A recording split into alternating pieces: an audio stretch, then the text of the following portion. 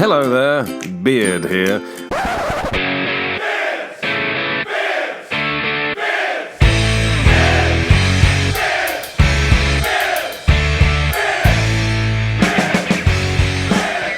up, third place.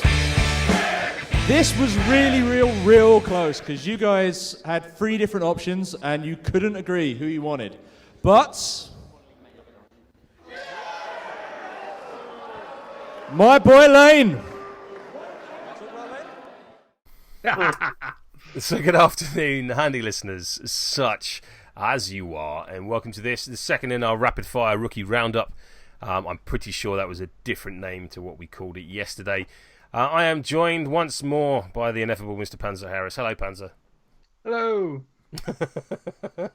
And the immutable Mr. Conor Rooney. Hello, Conor. Hello. Oh, slightly different. Slightly different. Yeah, louder. Louder, more enthusiastic, which, considering we're no longer talking about fish, is weird. You will have just heard the sounds of Sherwin introducing the Smoked Mate campaign success to the thronged crowds at Steam Corner. And today we are talking about yet another butcher, because not a month goes by where we can't talk about butchers here on Beard Pod. And we're talking about Layne. I'm going to come to you this time, Panzer. We had the Rooney Minute yesterday in full effect, but as this is another striker, this isn't a card read as ever, but let's have a quick chat about Layne. What is immediately striking you, if you'll pardon the pun? Yeah. Oh, you've got the I think he's very much the butcher archetype. There's a lot of output, but there's not a lot of defense. You're looking at a 4-0 model with 13 damage. I'm a fan. Immediately a fan of this. Yeah, this is Mortician level of fragility. Yeah, absolutely. But then again, in his case, the output is slightly less. Momentous 6 singled out, as Veteran Boar has on 2. And in this case, it's getting a 6-8 kick or something equally stupid. Yeah, he doesn't have much to start with, though. Like, decent speed, but TAC 5, 3-8 kick, bad defense. Yeah. By Butcher's standards, his stat line's pretty weak. Yeah, he's one you look at the front of the card and you go, what's the fuss about? And then you turn it over and you go, okay, that's what that's all about. Although I will say, as he's one of those models, as soon as you see his playbook, you know there's something going on the back of his card. Yeah. Yeah. I mean, I'm trying to think. I think this is the first... No, it isn't. I mean, I'm immediately contradicting myself. I thought this was the first momentous double dodge that we've really seen in Guild, but Veteran Brisket has one on 3, so certainly not the case. He's an interesting fella.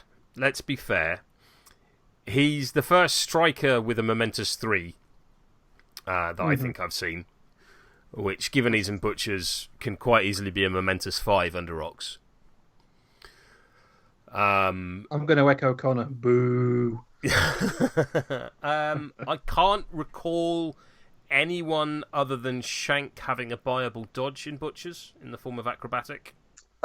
Quick time on Vet Brisket again. You do not play much Vet Brisket. Well, no, who does? But I mean, but even then, that's I suppose no, it's not other target model on Vet Brisket, is it? It is herself, but that's 2 influence. You don't see her much, and I don't think you will with another good squatty out. No, but he's interesting. Like, he seems to me to be on the edge of the design space.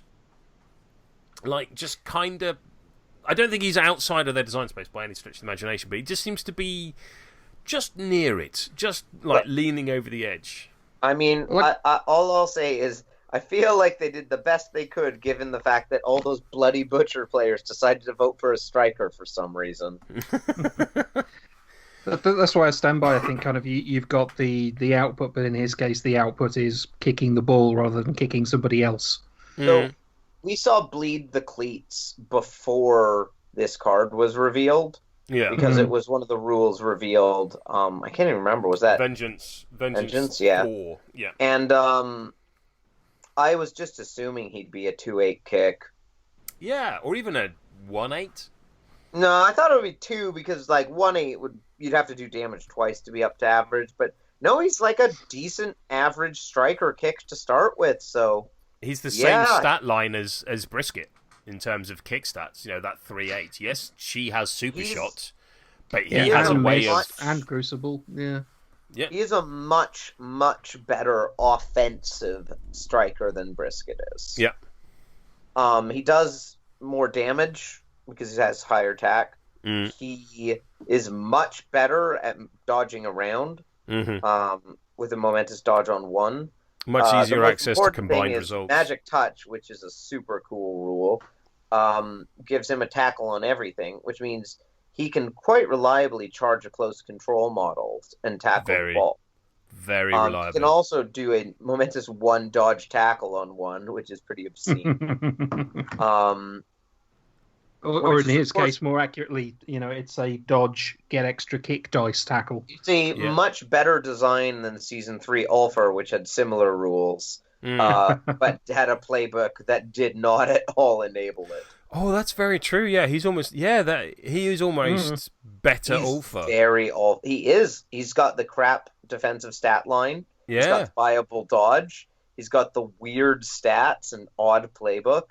I mean, he's very Ulfer-like. But the big one for me is he's got close control and a viable dodge. And for a 1-inch striker, those two things are basically everything.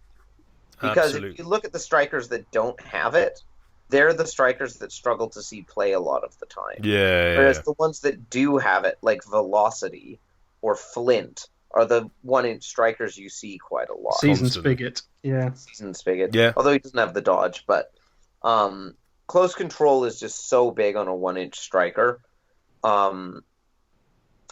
Especially one that is this bloody easy to counterattack.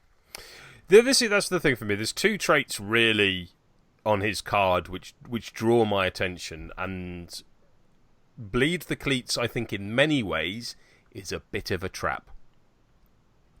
I think you're going to see people try and get that as high as possible. It's almost like a little game for the Butchers players to do.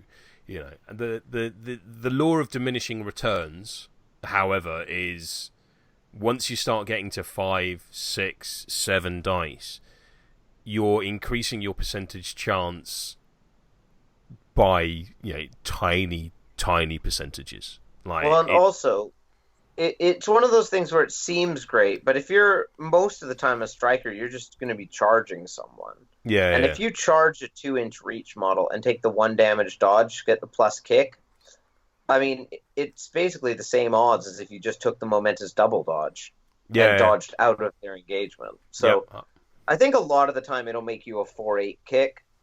But then a lot of the time where that happens, you'll probably be down a dice. Yeah, and the thing is, like, if people are going to try and pinball their way up the pitch, bounce off one player, into another player, then take the goal.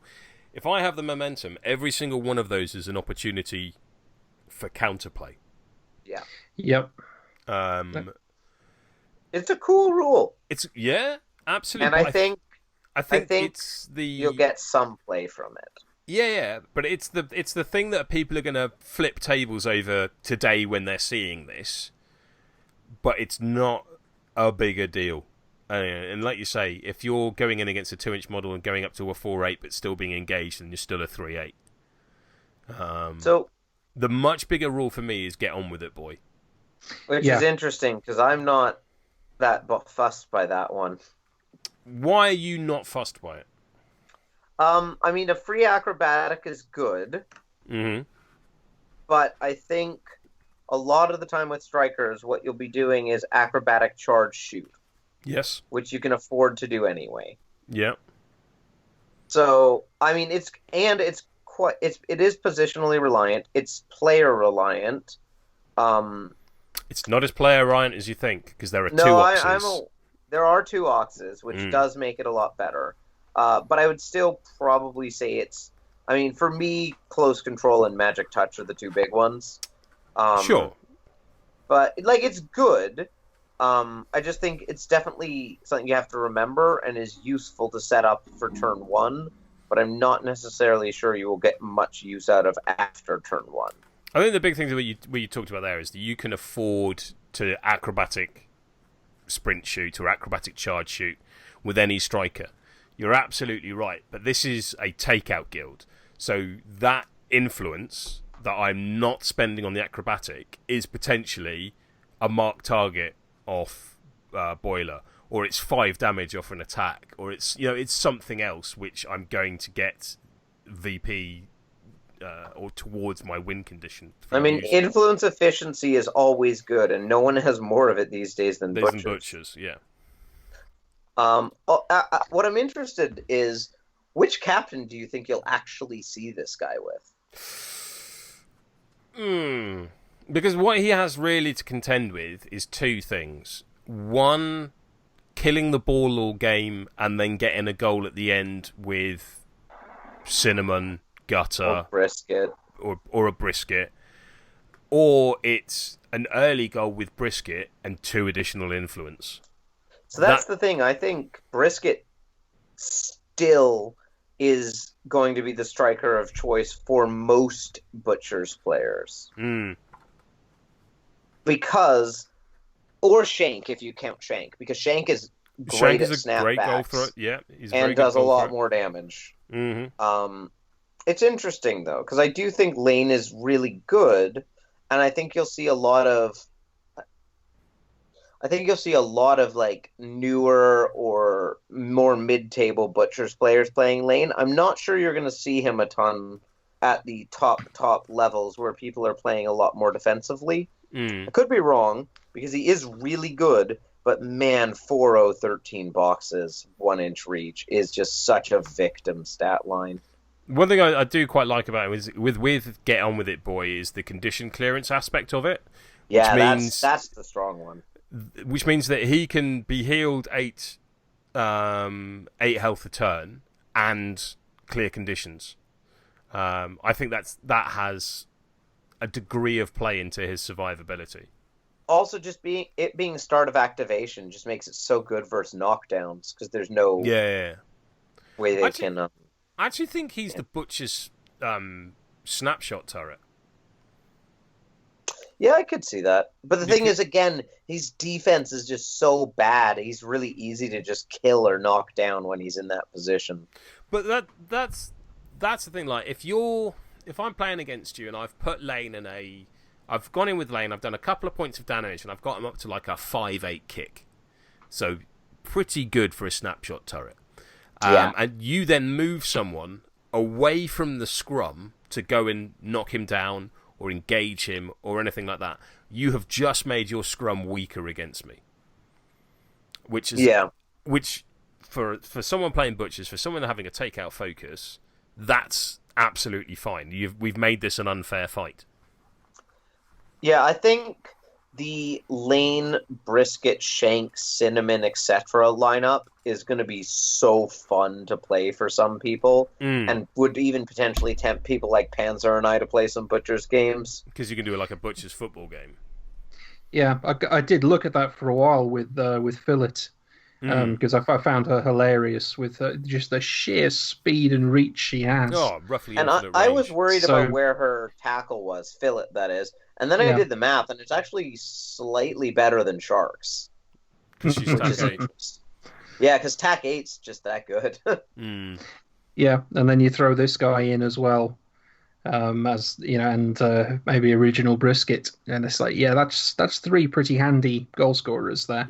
Yeah, I like the idea of Shank, Cinnamon, Layne, Roast, and Fillet would be where I would go, and you have like 2 output damage models. 3 models that are super fast that can chase the ball, and 2 support pieces. But I think it's an interesting. I think Layne is going to be a ton of fun, and is going to absolutely blow open some games. Yeah, I mean, I still think he's got a lot of competition to make the 6. I mean, let's not forget he's got a momentous 2-on-2. You know, that in and of itself. You know, that with Ox funnel for. Yeah, that with Ox is he's got a momentous 2 dodge on 1. That's nothing to be sniffed at. Yeah, exactly. Yeah, I mean, offensively, his output is, even by Butcher's standards, just crazy. Yeah. It really does just come down to his main balancing factor is 1-inch reach, 4-0, 13 boxes, which is atrocious. Yeah. It's really bad. Not every guild has a great counter-attacking playbook. Not every squaddy is going to be able to to push or dodge him away. Very, very easy to kill. Oh yeah, 100%. Yeah, but he has got some decent counterattacks on him. I mean, double dodge on 2, one dodge tackle on 1. That's not too bad, actually. Yeah, I'm surprised Magic Touch isn't during his activation. Yeah. I get why it isn't, because it keeps things simple, but I'm genuinely surprised that isn't, because that means he can Parting blows. Parting blow, double tackle on a close control model that's going to be turn changing. Yeah, do not walk away from him if you have same with Knuckles that we saw yesterday. So far, don't walk away from any of these rookies. Yeah. At least you've got the ball. Cool. So coming back then to the sort of the 2 closing questions that I posed yesterday, and I think they're even more relevant here. Layne, what are we doing with him with 4 influence on him? What would we expect to get out of him? A goal. Goal run or 8 damage and 4 momentum. Yeah, that's not bad, is it? No. Like those 2 things. I mean, if you're expecting 8 damage, you're probably going to be disappointed because you probably won't hit the 2 with TAC 5 every time. But probably 6 damage. Yeah. But you certainly expect to hit the 4 momentum, though. Yes. Show me a striker I can reliably get 6 damage out of. Exactly. That he is very good with it. And then once you've done that, if he's in your snapshot range, that's potentially the Magic Christmas Tree Land 7/8 kick. And so what are we expecting out of him with no influence? Nothing. Yeah. Cinder not being able to take the ball off him from range. That's all I got. This is a very Canadian optimism. This is a greedy model. This is definitely a model that he is not a battery. He's not going to do stuff in a guild that has a lot of greedy models. Yeah. So it's interesting. That's an interesting one. So neither of us are Butchers players, despite me being the takeout part of the podcast. Butchers have never been a guild that I've put a lot of time in with. 5 games with out of the 286 that I've played. I think even I've got more than that. Yeah, just too popular. So feel free, tell us where we're wrong. I'm very curious to see what the Butchers community make of Layne. If it's anything like what they made of Gutter, they won't be impressed. Thank you very much, everyone, for joining us. Perhaps you'll hear more from us tomorrow, but until then, we need a better outro.